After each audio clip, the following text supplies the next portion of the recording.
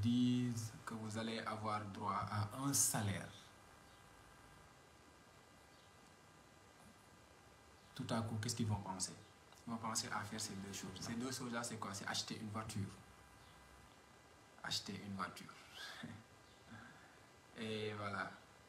Parfois, c'est la société qui conditionne nos pensées. On pense que lorsqu'on travaille de façon systématique, on doit avoir une voiture. On doit avoir une voiture. Et qu'à un moment donné même, conduire une voiture est un signe de richesse. Conduire une voiture signifie que tekki nañ quoi, tekki nañ. Te gars yi dañ koy doxal ci seen main. Parfois da ngay nekk di liggéey. Tu as un contrat ou bien voilà, tu es fonctionnaire, tu as été recruté par l'État. Parfois même, comme si nous en disons, nous les médecins, da ngay jàng ba voilà, tu finis, tu soutiens après ben instant nga xaw am ci lu tuuti loo xaw a jàpp rek. Li ñuy njëkk a seetlu moom mooy les gens ont tendance à se précipiter à acheter de façon systématique une voiture. Donc salam alaikum, maaleykum salam, tu achètes une voiture. J'ai taquiné tous mes amis internats. Lorsque tu réussis l'internat, la première des choses, le premier réflexe qui te vient à l'esprit, c'est acheter une voiture. Donc, si on te paye li nga xamné mom moy rappel la somme qui peut avoisiner parfois une certaine somme. Peut-être nga dem def ben prêt à la banque, voilà, motali ko après nga jënd auto. So jëndé auto, tu oublies que la voiture dafa am ay charges. Dafa am ay charges derrière. Hein? Acheter une voiture c'est bon. Mais la voiture, ça demande beaucoup d'entretien. J'espère que le son, il est bon. J'espère qu'il est bon. Parce qu'aujourd'hui, je veux wax ak gars yi parce que li ñuy dund en fait tricherie dafa bëri ci dëkk bi et que les gens parfois dañuy naxante suñu biir. La plupart des jeunes dañuy naxante suñu biir. Parfois tu vois une personne qui est en train de souffrir jusque dans les os. Mais les autres, ils pensent que qui dafa tekki wala dara. Et ces deux choses-là, je vais vous en parler dans ce direct-là.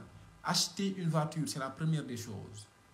Lorsque vous avez un contrat, lorsque vous avez comment on appelle, un emploi, lorsque vous commencez à réussir dans quelque chose, on pense que lorsque vous n'achetez pas une voiture, c'est que vous avez échoué en réalité.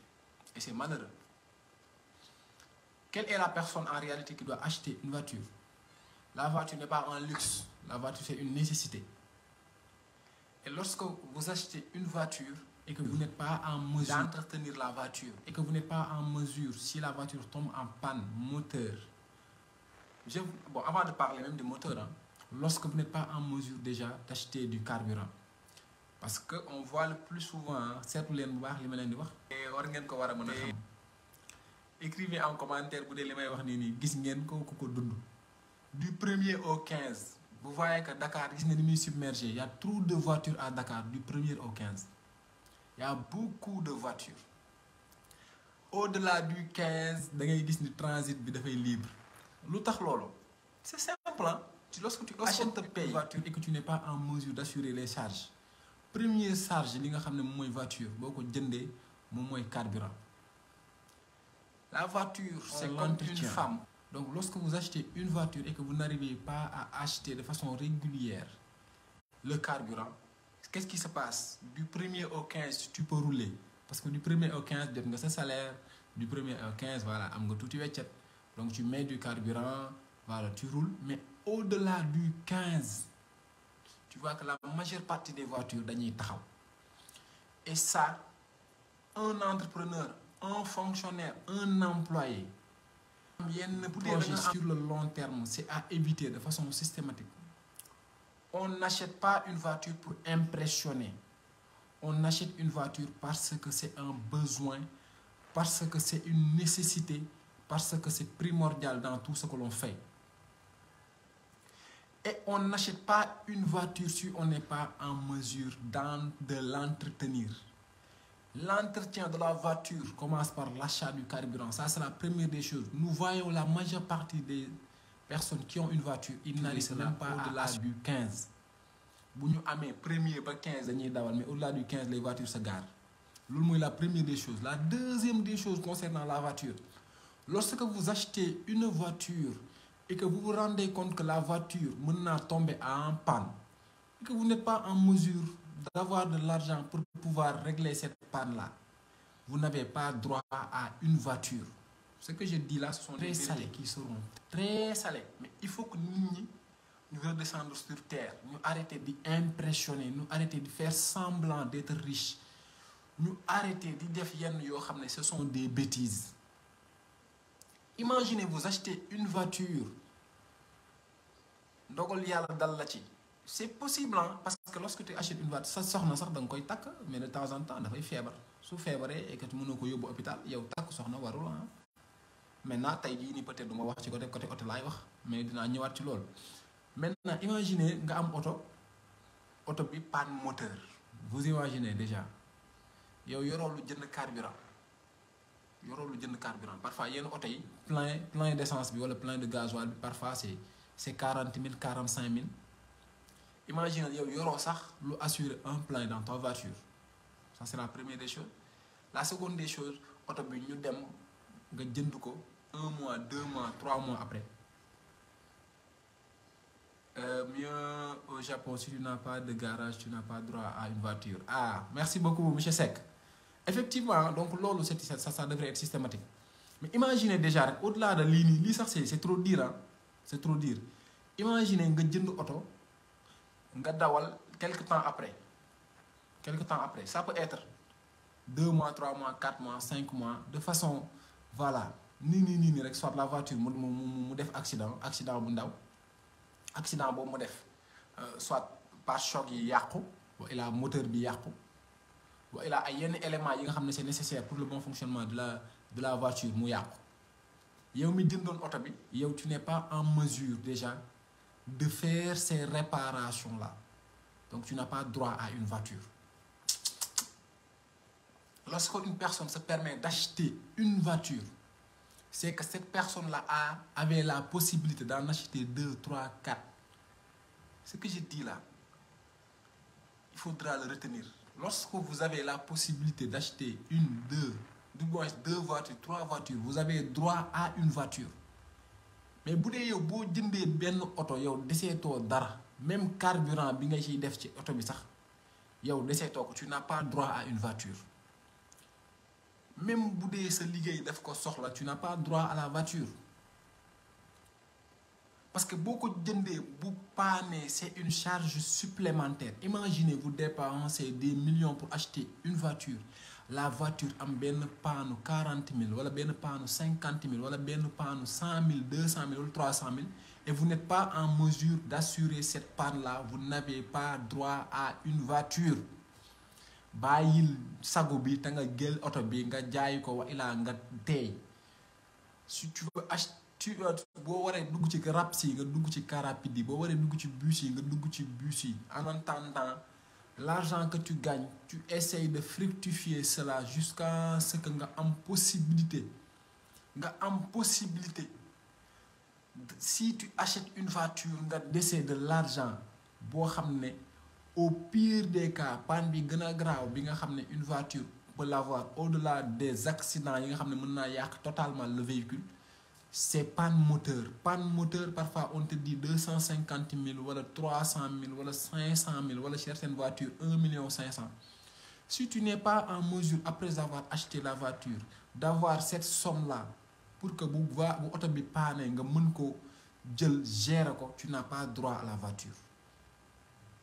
Et malheureusement, nous jeunes, sur notre premier emploi, dès lors qu'on l'a, nous devons avoir un salaire. Bêtise, nous devons à la banque, faire un prêt pour acheter une voiture. Comme ça, nous garer ko sa buntu kër wa ila ngay doxonto ak mom. Ci dëkk bi ñu naan sa way tekki na. Alors que sa way tojul fenn mi ngi bëgg dé.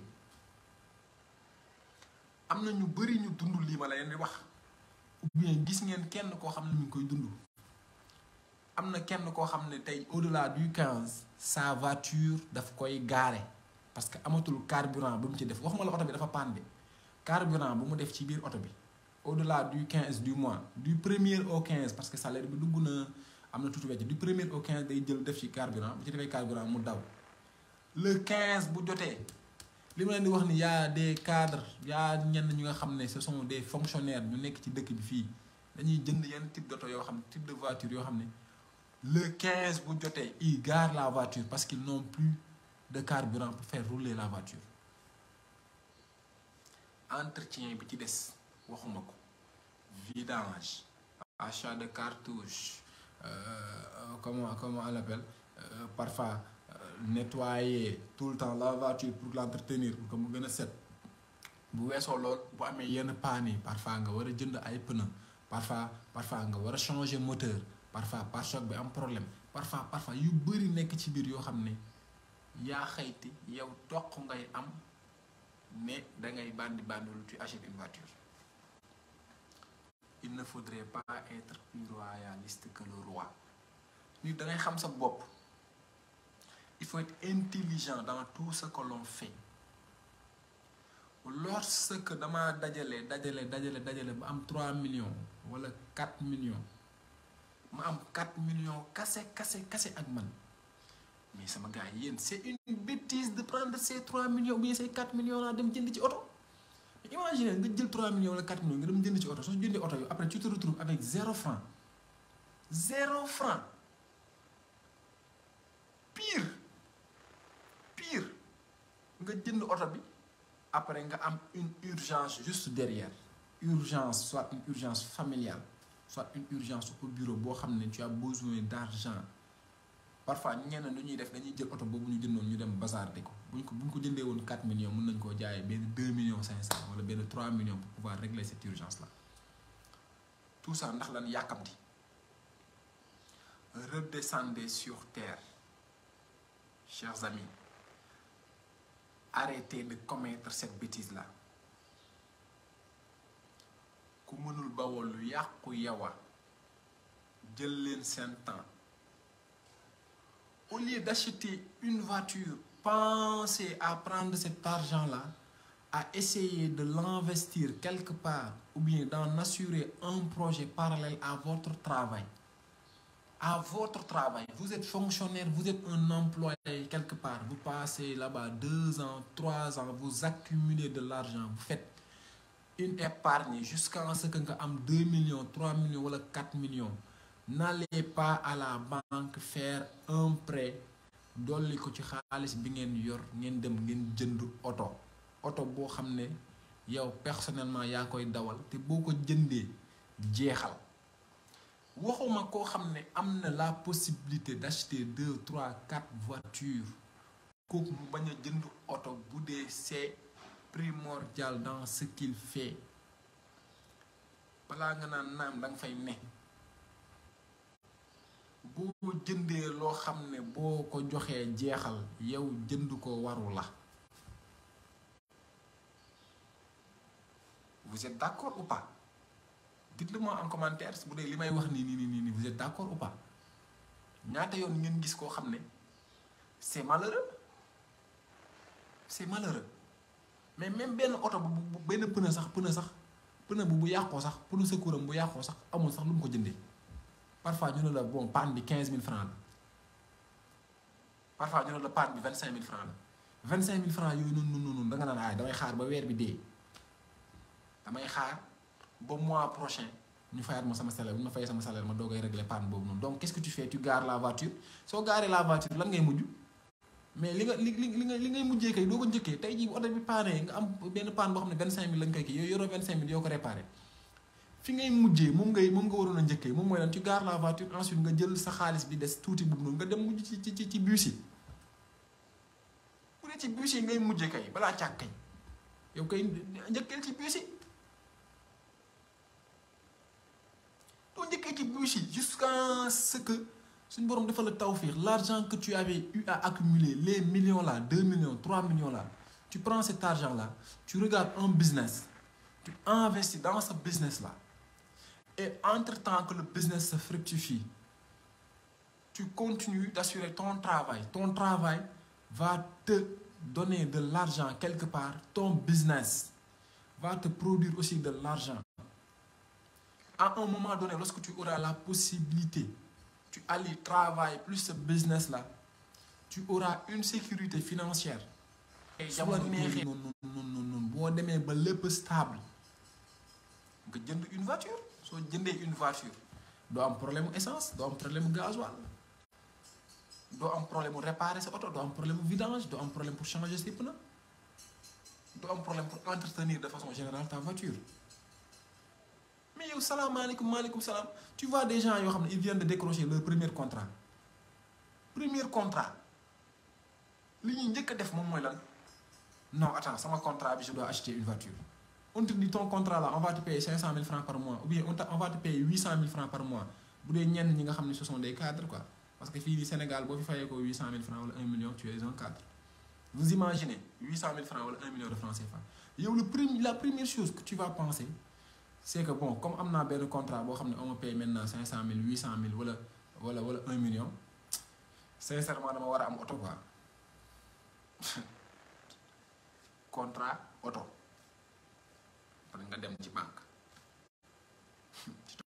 jox la ce qu'on a banque li mu lay jox c'est ce qu'on appelle un crédit consommation mu jox la un crédit consommation bête que tu es les crédits de consommation ils perdront de la valeur lorsque tu achèteras une voiture boo xam ne yow yaa ngi koy fay mais mënoo entretenir le véhicule plus les jours s'en iront plus li nga xam ne moom mooy valeur oto bi dafay wàññeeku. Donc le jour où tu achèteras la voiture à 5 millions tu pourras pas le vendre à 5 millions tu vas le vendre moins de 5 millions donc ça perd de la valeur. Prenez cet argent-là durement gagné et ouvrez votre cervelle et réfléchissez. Même si vous avez un business qui vous produit chaque mois 15 000 francs ou bien 30 000 francs, ça vaut 1000 fois mieux que le véhicule que vous avez acheté. Le jour maintenant où vous aurez la possibilité d'en avoir 3 ou 4 par rapport au prix. Parce que imaginez nga bëgg jënd auto bu 3 millions wala bu 4 millions. Bu dee yow tu as mis un système qui fait de telle sorte que tu as 7 millions, 8 millions ou bien 10 millions. En ce moment-là, tu es habilité. En ce moment-là, si tu as 5 millions, 6 millions, 7 millions, 8 millions, 10 millions, tu as 10 millions, tu es habilité à acheter une voiture de 3 millions 500 si tu veux. Parce qu'il te restera quoi 7 millions 500. Il te restera ben 7 bon, 6 millions 500. Sur le 6 millions 500, c'est 10 millions. Tu penses que tu vas avoir un souci de carburant ou un souci de réparer un moteur qui coûte 300 000 ou 250 000? Non, tu ne vas pas l'avoir. Ouvrez votre cerveau, s'il vous plaît. Parfois, je vois certains entrepreneurs, ils n'ont rien compris de l'entrepreneuriat. Ils n'ont rien compris de l'entrepreneuriat. Ils nekk ci manam ci ben projet bi xam nga ñu gagner ben marché bo xamné ça fait de telle sorte que am nañ ben bénéfice ben marge quoi ben bénéfice bu ki rek ñu jël bénéfice bobu non bazardé ko dem jënd ci auto. Mais ça fonctionne pas comme ça. Même au-delà de ça, les employés ñom ñoy daj depp gi. Waxuma mak fonctionnaire yi ak sama mbokk médecin yi man je parle même pas de sama mbokk médecin yi mom ñom carrément dañuy xal. Man j'ai vu tellement de médecins yoo xam ne dañoo jël benn nu mu tudd sax cordon teg ko ci seen cou rek takk rek xëcc yow tu finis ta médecine tu avais juste benn bourse wala dara loo xam ne c'est des miettes au lieu de prendre cet argent là pour essayer de te faire une carrière, de t'assurer à ce que nga mën a fonctionner sur le long cours.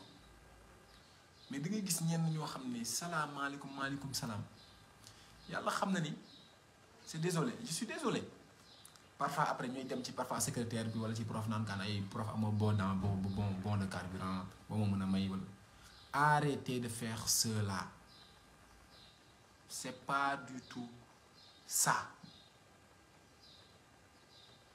Une table, regardez bien ce que je vous dis, une table a besoin de 4 pieds pour tenir debout.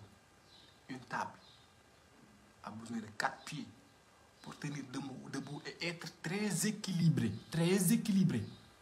Parce que lorsque la table va tenir debout avec ses 4 pieds là. Lorsque un des pieds tombera ou bien se gâtera, les 3 pieds peuvent tenir même si la table ne sera pas équilibrée. Même chose aussi par rapport à votre vie, par rapport à votre état financier, par rapport à tout ce qui tourne autour de votre argent. Vous ne pouvez pas être sur un pied et vouloir sacrifier ce pied-là au détriment du regard que vous porte la société. À savoir, tu es médecin, tu dois avoir une voiture. Tu es un fonctionnaire, tu dois avoir une voiture. Tu es employé dans quelque part, tu dois avoir une voiture. Loulou, c'est des histoires. N'acceptez pas que les autres contrôlent votre vie. C'est à vous de planifier étape par étape. C'est à vous de planifier étape par étape ce que vous décidez de faire de votre vie, pas aux autres. Les autres ne doivent pas conditionner votre manière de faire, votre manière de penser, votre manière d'agir, à moins que ça soit quelque chose de positif. Quelque chose de positif, parce que vous pouvez avoir une influence positive. C'est ce que j'essaie de vous inculquer actuellement. J'essaie de vous assurer un réveil, certes qui sera brutal. Il peut y avoir certains qui ne seront pas d'accord. Hein. C'est mon avis et je pense que, voilà, si tu n'es pas d'accord, peut-être tu peux donner ton avis, nous dire pourquoi tu n'es pas d'accord par rapport à ça. Si vous qui regardez, vous n'êtes pas d'accord aussi, vous pouvez me donner votre avis. On est libre. Mais je pense que c'est une erreur qui est fatale. Il faudra éviter, s'il vous plaît, de commettre. L'homme est la première des choses.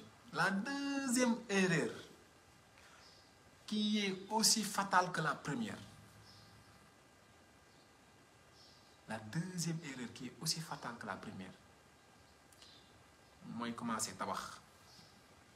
Oui, effectivement. Effectivement, nga commencé tabax nga ne salaamaaleykum maaleykum salaam am naa benn salaire 800 000 francs am naa benn salaire 1 million tak nga songu ciment ak fer waaw waaye dëgër ngeen fit non je te jure da ngeen dëgër fit salaamaaleykum maaleykum salaam am nga 800 000 francs wala 1 million de francs CFA comme salaire rek nga songu ciment ak fer. Commencer tabax waa léegi la question que je vous pose boo songee ciment ak fer le lendemain ñu dàq la comment tu vas faire ñu dàq la fi ngay liggéey ñu embauché la nga dawal 6 mois 1 an songu ciment ak fer nga jékki-jékki après ñu dàq la fekk na yow xaalis bi nga yoroon yëpp songu nga ci ciment ak fer. li nga bëggoon a construire noonu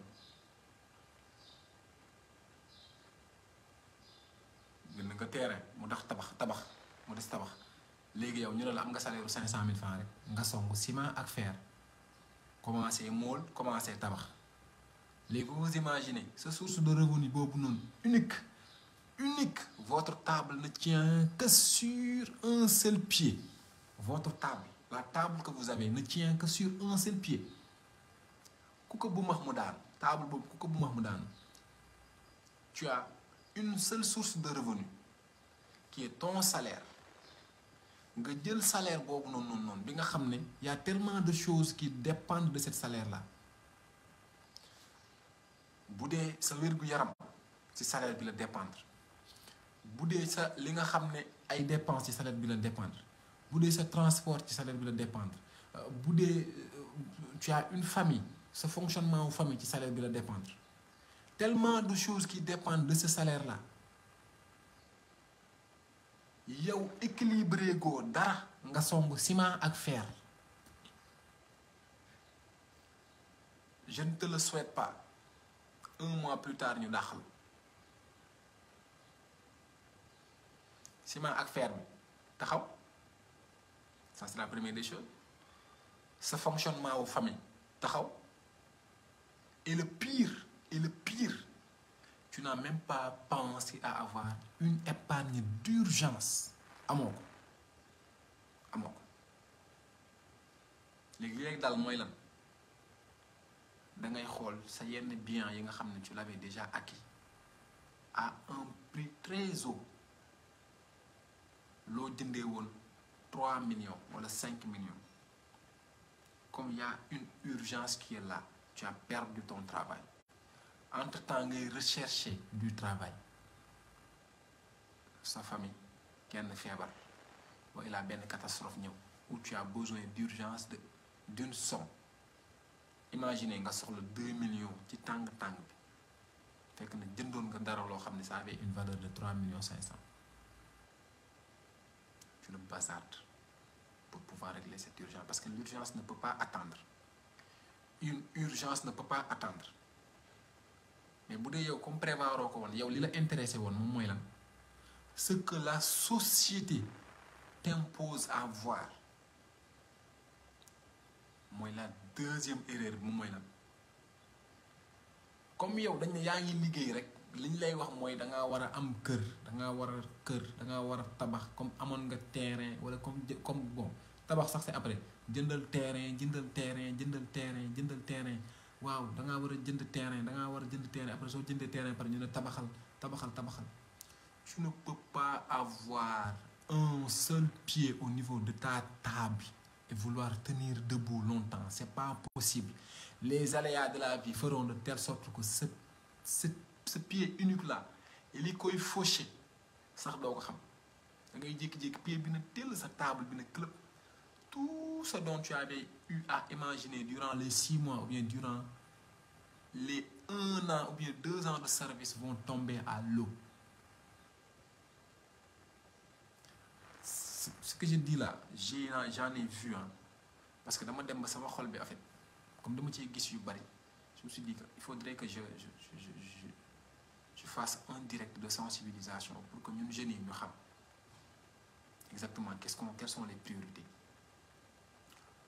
Lorsque vous êtes fonctionnaire ou bien vous êtes un employé yow sa source de revenu c'est pas toi qui le contrôle c'est ton patron c'est ton boss c'est l'État qui contrôle ta source de revenu lorsque tu es un fonctionnaire État mooy contrôler sa source de revenu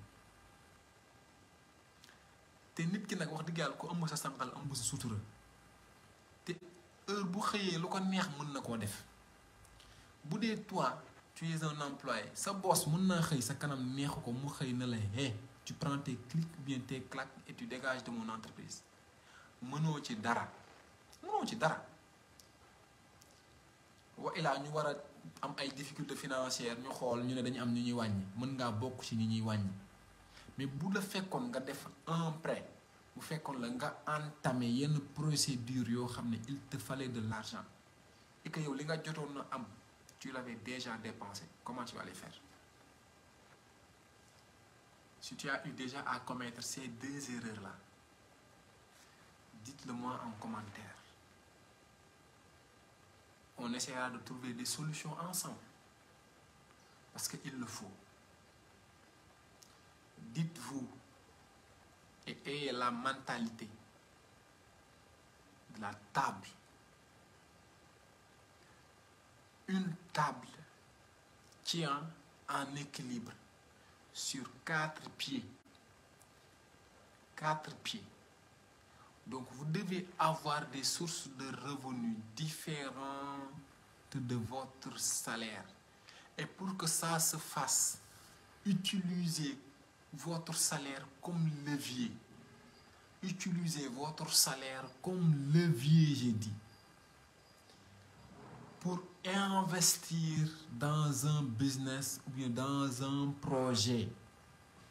Utilisez votre salaire pour un projet et il arrivera à un moment donné où vous allez continuer de travailler, vous allez avoir un salaire au niveau de votre travail et vous allez avoir un deuxième salaire au niveau de votre business ou bien au niveau de votre projet. Lan moo tax pauvre bëgg càkkaay? Regardez les entrepreneurs ou bien les gens riches qui vous entourent. Mais xoolal Youssou Ndour, prenons l'exemple de Youssou Ndour. parce que il faut avoir des exemples qui sont concrets hein. Prenez l'exemple de Youssou Ndour je prends l'exemple de Youssou Ndour. Youssou Ndour bi mu nekkee di wëy mu xam ne wëy bi moom moo nekk source de à la différence des autres chanteurs yi nga xam ne ils n'étaient pas du tout intelligents ñoom li leen intéressé woon moom mooy yéeg ci ay xaameur ak yéeg ci ay limousine. Youssou Ndour au moment où mu doon wëy ñu koy muy am xaalis ñu koy fay li mu njëkk a def moom mooy lan mettre une télévision un projet une entreprise mu créer sa télévision TFM ñu jàll tuuti muy continuer di wëy foofu ñu koy fay xaalis télévision bi di fonctionner ñu koy fay xaalis mu ne déet mu allier télévision ak rajo ñu ne déet mu indi organe de presse li nga xam ne tey jii ni moom mooy journal L'Observateur. Vous voyez sa table est en équilibre parce que mi ngi continuer di wëy foofu xaalis mi ngi fay dugg télévision bi mi ngi ko indi xaalis L'Observateur mi ngi ko indi xaalis au-delà de ça yemul ci foofu de mi ngi nee tijji jam ñaajo benn entreprise bu ngande boo xam ne day nekk dans tout ce qui est impression dans tout ce qui est marketing par rapport au visuel yi nga xam dañ koy utiliser packaging il est dans le packaging vous voyez pourtant il pouvait se dire que comme j'ai assez d'argent mën naa jël sama xaalis boobu mu nekk di takkaay am na wéykat yu ko fi def aujourd'hui gis nga leen bu ñu feebaree dañuy ketal pour faj leen mais Youssou Ndour bu feebaree da nga koy yëg est-ce que Youssou Ndour bu feebaree da nga dégg ñaan dañuy ketal Youssou Ndour pour dem faj ko non mais il a été intelligent. Je vais prendre un autre contre-exemple. Dans la médecine où je suis nous voyons des professeurs yi nga xam ne au moment où ñuy nekk dans leur vie fertile où tout est en abondance parfois ils pensent même pas à investir sur le long terme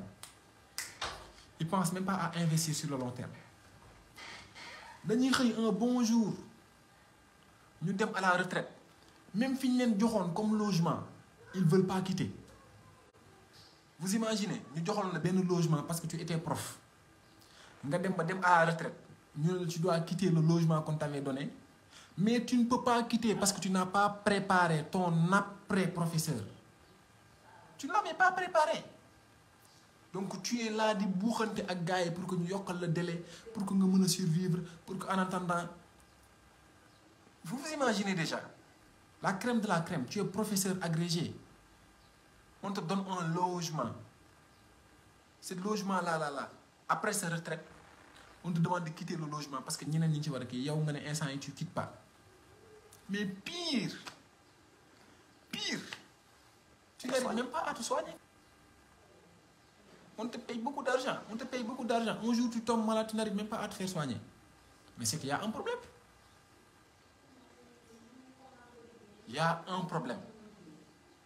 Donc, réfléchissons.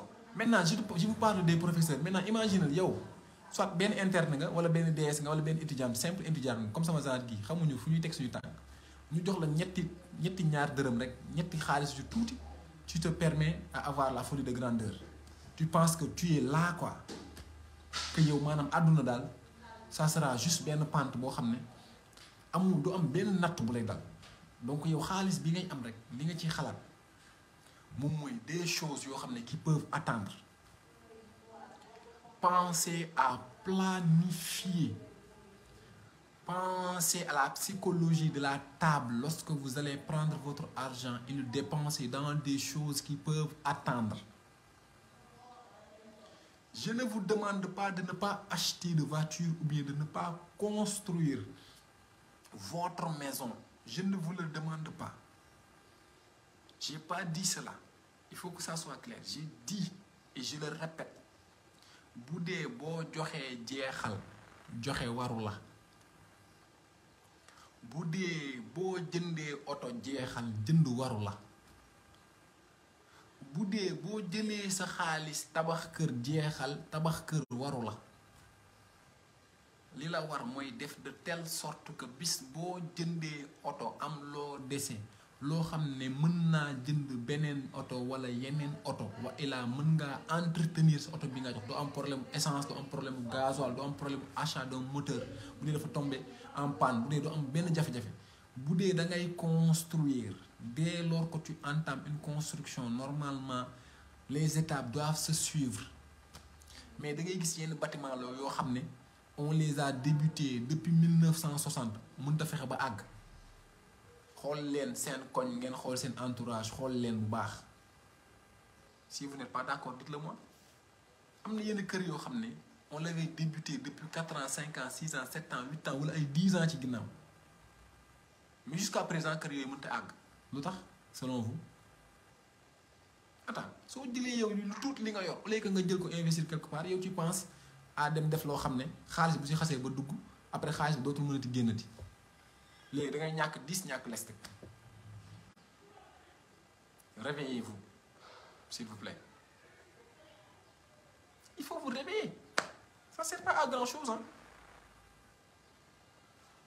étape step by step allez-y doucement et laissez l'impression bi nga xam ne société bi moom lañ leen di imposer allez-y à votre rythme doucement doucement doucement step by step ndànk-ndànk boo waree yéeg vélo yéegal vélo gars yi naan non moom de professeur la moom de médecin la moom de nangam ak sàngam nga takk sa costume ba mu baax yéeg sa vélo bu dee vélo nga tollool parce que bu vélo bi yàqu tu seras en mesure defar ko bu dee dox nga tollool nga jël sa tànk yi dox bu dee dox nga tàmb waaw maa ngi ñëw mu ngi ci frigo bi dama sa maam jox la ko excusez-moi bu dee maanaam dox nga tombeel dox moom nga mérito mais doxal jël sa tànk yi nga dox ba le jour où tu mériteras maanaam une étape supérieure nga def ko mais ndànk s'il vous plaît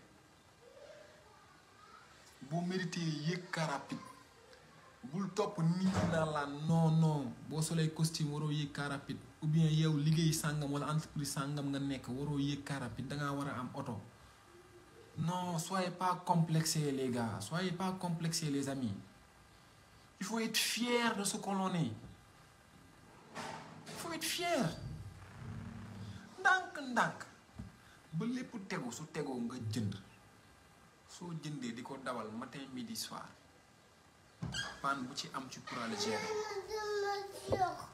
kan moo fa nekk dama la wax sa maam ma jox ba maa ngi ñëw excusez-moi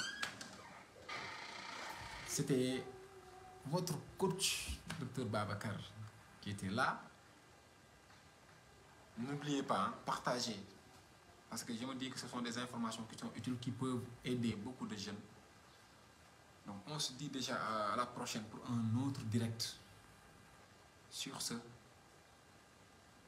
ciao njaay nii ndànk rek koor gi metti na waaye ndànk gardez le sourire n'oubliez surtout pas ceci on peut aller seul très vite seul on peut aller très vite ensemble on ira toujours très loin très loin pensons déjà à unir nos forces pensons à faire de telle sorte que lu benn nit mën ñaari nit ñetti nit wala ñeenti nit bokk ko buñ ko bokkee comme ça ñu mën ko atteindre il faut que ñuy synapse wu notre cerveau est constitué de plusieurs synapses loolu moo tax tey jii nii suñu loxo bii lu mu mën kii mën na ko ci jàppale notre organisme travaille en parfaite symbiose les cellules ils font de telle sorte que boo amee góom fii ils vont s'unir pour pouvoir réparer cette plaie là duñ fi nekk naan non sama yoon nekku ci plaie bi déedéet dañuy unir pour pouvoir régler li nga xam ne mooy plaie bi parce que xam nga lu tax bu ñu dof-dofloo ba plaie bi surinfecté wu bu infecté wu yow mi loxo bi nga xam ne amoo woon ci wàll bu surinfecté woo yow di nga ci am wàll ñax bu wow dina lakk ñax bu tooy donc pensons à travailler ensemble je compte sur vous pour relayer le message maximum de partage s'il vous plaît maximum de partage, maximum de j'aime. Si vous n'êtes pas encore abonné à notre chaîne YouTube, il y a le lien qui est disponible au niveau des commentaires. Allez-y vous abonner au niveau de notre chaîne. Inch'Allah. Oui. Portez-vous bien. Je suis occupé de une charge. Allez, il y a des choses à vous.